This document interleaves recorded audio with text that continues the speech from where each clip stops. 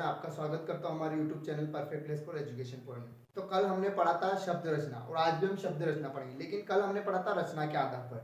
तो रचना के आधार पर कितने भेद होते हैं? 3। और आज हम पढ़ेंगे उसका दूसरा टाइप, उत्पत्ति के आधार पर। ठीक है, तो हम पढ़ते हैं हमारा टाइप है उत्पत्ति के आधार पर। ठीक है, तो उत्पत्ति के आधार पर कितने भेद होते हैं? 5 भेद होते हैं। कितने होते हैं? 5। वैसे तो आपको अगर परीक्षा में पूछे तो आप 4 ही भेद बताना।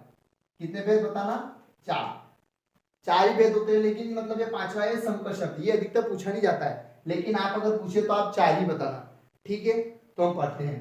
पहला है तत्सम शब्द, दूसरा है तद्भव शब्द, तीसरा है देशज, और चौथा है विदेशी, और 5वां है संकर शब्द। अधिकतर आपने ये सुना नहीं होगा, लेकिन 5 भेद होते हैं, वैसे तो आपको 4 ही बताना है। ठीक है, अब हमारे पास है पहला तत्सम शब्द।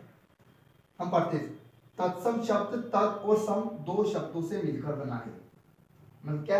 ये 2, अब तत्सम का आप संधि विच्छेद करोगे तो तत् धन सम, तो ये 2 शब्दों से मिलकर बना है, तत् और सम। ठीक है, अब तत् का अर्थ होता है उसके समान, मतलब तत् का अर्थ होता है उसके, और सम का अर्थ होता है समान।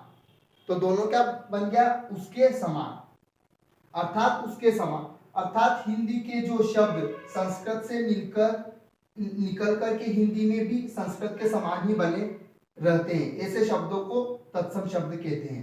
जैसे जो संस्कृत के निकलकर हिंदी में ही निकलकर, जो संस्कृत से निकलकर हिंदी में बने रहते हैं, उनको क्या बोलते हैं? तत्सम शब्द। जैसे बालक, ये संस्कृत शब्द है, लेकिन आपको हिंदी में भी यूज करते हैं। आपको नहीं लगता है कि संस्कृत शब्द है, लेकिन ये संस्कृत शब्द है।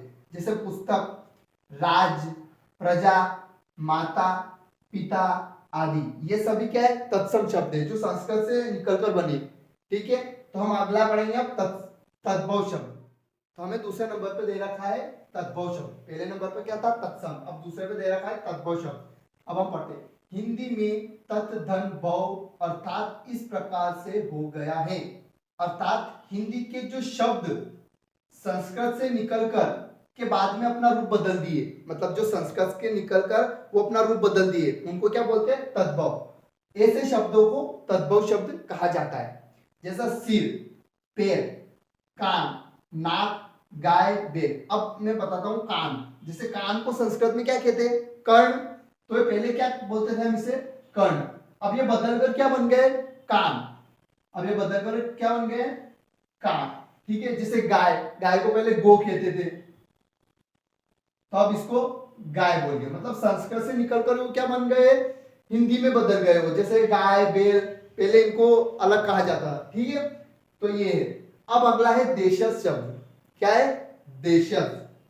अब देश धन जब, ये इसका संधि विच्छेद। ठीक है, अर्थात गांव से जन्मे या पैदा होने वाला है, मतलब जो गांव में जन्मे और गांव में पैदा हुआ है वो शब्द। अर्थात हिंदी के जो शब्द संस्कृत से निकल करके बदलते बदलते गांव की सीमा में सिमट गए, मतलब जो गांव से निकले, सॉरी संस्कृत से निकले और वो गांव में ही बदलते बदलते गांव में ही रह गए, मतलब वो बाहर नहीं गए, गांव में ही रह गए। ठीक है, अथवा हिंदी के जो शब्द गांव से पैदा होकर गांव तक सीमित रहे, मतलब वो गांव में ही पैदा हुए, गांव में ही रह गए। ठीक है, ऐसे शब्दों को देशज शब्द कहा जाता है। मतलब ऐसे शब्दों क्या कहा जाता है? देशज, यानी जो गांव से निकलकर वो गांव में ही रह गए, उनको देशज शब्द कहा जाता है। ठीक है, जैसे मेहरारू, मनसेदू, लोटा। जैसे आप अगर गांव से बिलोंग करते हो तो आपको पता है गांव की भाषा अलग होती है। ठीक है, जैसे गांव में हम जैसे पॉलीथीन बोलते हैं तो हम क्या बोलते? थैली या झिल्ली या पन्नी, ऐसे बोलते थैली को। तो वैसे ही मतलब गांव की भाषा में वो गांव में ही रह गए, आगे नहीं गए। ऐसे शब्दों का कहा जाता है देशज शब्द। ठीक है, जैसे मेरारू, मनसेदू, लोटा, थरिया, मनई, भता, ये सबको देशज शब्द कहा जाता है। तो हम चलते हैं अगले की ओर। क्या है? विदेशज। अब आपको ये विदेशी शब्द आपको पढ़ने में लग रहा होगा कि ये विदेशी है, ये विदेश से आए। ठीक है, तो हम पढ़ते हैं हिंदी में प्रयोग होने वाले वे शब्द जो देश के बाहर की भाषा से आकर हिंदी में प्रयोग होने लगे। जैसे वो देश की बाहर की भाषा से आए हैं, विदेशी से आए हैं और हिंदी में प्रयोग होने लगे हैं, उन्हें क्या बोलते हैं? विदेशी शब्द। होने लगे उन शब्दों को विदेशी शब्द कहते हैं। जैसे मैं आपको बताता हूँ, अभी आप पूछते हैं क्या टाइम हुआ है, तो टाइम क्या है? विदेशी शब्द है, लेकिन आप हिंदी में यूज कर रहे हो उसको, है ना? ऐसे ही अब बल्बों को अपन क्या बोलते हैं? गुल्लू तो बोल नहीं सकते, हम क्या बोलते हैं कि बल्ब दे दो, ऐसे शब्द ट्यूबलाइट, लैंप, साइकिल, ये सभी क्या है अंग्रेजी शब्द है, मतलब विदेश से आए हैं, ठीक है। अब कफन, लेकिन इसमें विदेशी में कुछ जैसे उर्दू है, फारसी है, पुर्तगाली है, ये सभी शब्द है, तो ये सभी विदेशी से आए हैं, है ना। अब कुर्ता, पैजामा, कुर्सी, मेज, अब मेज इंग्लिश है, काजू, किशमिश, ये भी इंग्लिश शब्द है, तो हम क्या बोलते हैं विदेशी शब्द, इन्हों को विदेशी शब्द के। अब अगला है संकर शब्द। क्या होता है संकर शब्द? अब संकर शब्द क्या होता है? विदेशी प्लस देशी, मतलब ये दोनों से मिलकर होते हैं, विदेशी भी होते हैं और देशी भी होते हैं, ठीक है। जैसे रेलगाड़ी, अब रेल क्या है? रेल अंग्रेजी शब्द है और गाड़ी क्या है? हिंदी है। जैसे किताब घर, किताब किताब अंग्रेजी है और घर हिंदी है। जैसे गोताखोर, तहसीलदार, सिनेमा घर, अब सिनेमा आपको पता है सिनेमा अंग्रेज बोलते हैं, जैसे अंग्रेजी भाषा में सिनेमा, घर हिंदी है। जैसे लाठी चार्ज, अब लाठी क्या है? लाठी हिंदी शब्द है और चार्ज आपको बोलने में लग रहा चार्ज अंग्रेजी शब्द है। जैसे रेल विभाग, फिल्म उत्सव, जैसे फिल्म अंग्रेजी शब्द है, उत्सव उर्दू, तो इनको क्या बोलते हैं? संकर शब्द। जो दोनों भाषा से मिलकर बने हों उन्हें क्या बोलते हैं? संकर शब्द। हम चलते हैं हमारा अगले टॉपिक। अगला क्या देखा है? अर्थ के आधार पर। पहले हमने क्या पढ़ा था? रचना के आधार पर, फिर दूसरा है उत्पत्ति के आधार पर, वो तीसरा है अर्थ के आधार पर। अब इसमें इसके कितने भेद होते हैं? 4 भेद होते हैं। कितने भेद होते हैं? 4।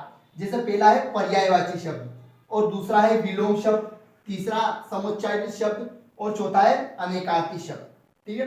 अब हम पहला पढ़ते हैं पर्यायवाची शब्द।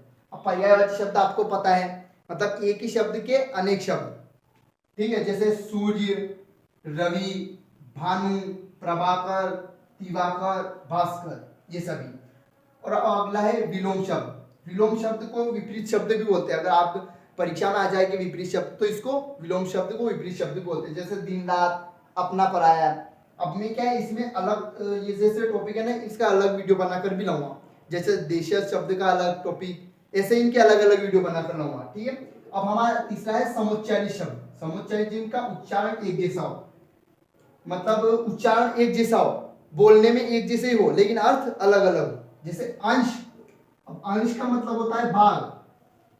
आप बोलते ना आप इसके अंश हो, मतलब इसका भाग। और एक अंश का मतलब होता है कंधा।